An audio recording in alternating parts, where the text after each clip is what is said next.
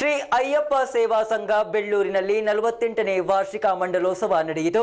ಈ ಪ್ರಯುಕ್ತ ನಡೆದ ಸಾಂಸ್ಕೃತಿಕ ಕಾರ್ಯಕ್ರಮದಲ್ಲಿ ಡಾಕ್ಟರ್ ವಾಣಿಶ್ರೀ ಕಾಸರಗೋಡು ನೇತೃತ್ವದ ಗಡಿನಾಡ ಕನ್ನಡ ಸಾಹಿತ್ಯ ಸಾಂಸ್ಕೃತಿಕ ಸಂಸ್ಥೆ ಕಾಸರಗೋಡು ವತಿಯಿಂದ ವೈವಿಧ್ಯಮಯ ನಿತ್ಯ ನೂತನ ಆಕರ್ಷಕ 147ನೇ ಸಾಹಿತ್ಯ ಗಾನ ನೃತ್ಯ ವೈಭವ ಕಾರ್ಯಕ್ರಮ ಬಹಳ ವಿಜೃಂಭಣೆಯಿಂದ ನಡೆಯಿತು.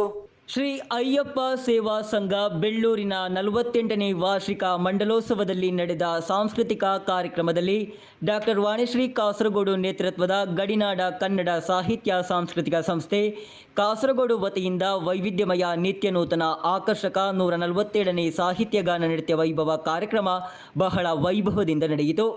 ಸಂಸ್ಥೆಯ ಅನನ್ಯ ಸಾಧಕಿ ಪ್ರೀತಿಕಾ ಪ್ರಸಾದ್ ಅವರ ರಿಂಗ್ ಡ್ಯಾನ್ಸ್ ಹಾಗೂ ಸಂಸ್ಥೆಯ ಯೋಗ ಸಾಧಕಿ ಮಾನ್ವಿ ಸಾಗರ್ ಅವರ ಯೋಗ ನೃತ್ಯ ಎಲ್ಲರ ಮೆಚ್ಚುಗೆಗೆ ಪಾತ್ರವಾಯಿತು. ಕಾರ್ಯಕ್ರಮದಲ್ಲಿ ಸಂಸ್ಥೆಯ ಕಲಾ ಮಾಣಿಕೆಗಳಾದ ಸನು ಸುನಿಲ್, ಶ್ರದ್ಧಾ, ಮೇಧಾ, ಗೌತಮಿ, ತನುಶ್ರೀ, ಶಿವಪ್ರಿಯಾ, ಭೃತಿ, ಶ್ರೇಯಾ ಸೂರ್ಯ, ಶಿವಾನಿ ಇನ್ನಿತರು ಶ್ರೇಷ್ಠ ನೃತ್ಯ ಪ್ರದರ್ಶನ ನೀಡಿದರು.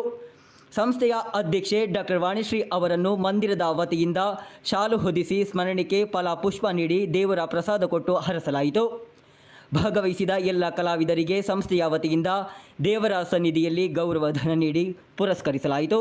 ಕಾರ್ಯಕ್ರಮದ ವೇದಿಕೆಯಲ್ಲಿ ಗಣ್ಯರಾದ ಚಂದ್ರಶೇಖರ್ ಆಚಾರ್ಯ, ಡಾಕ್ಟರ್ ಮೋಹನ್ದಾಸ್ ರೈ, ಗಂಗಾಧರ, ಉಷಾ ಶಶಿಕಲಾ ಮುಂತಾದವರು ಉಪಸ್ಥಿತರಿದ್ದರು.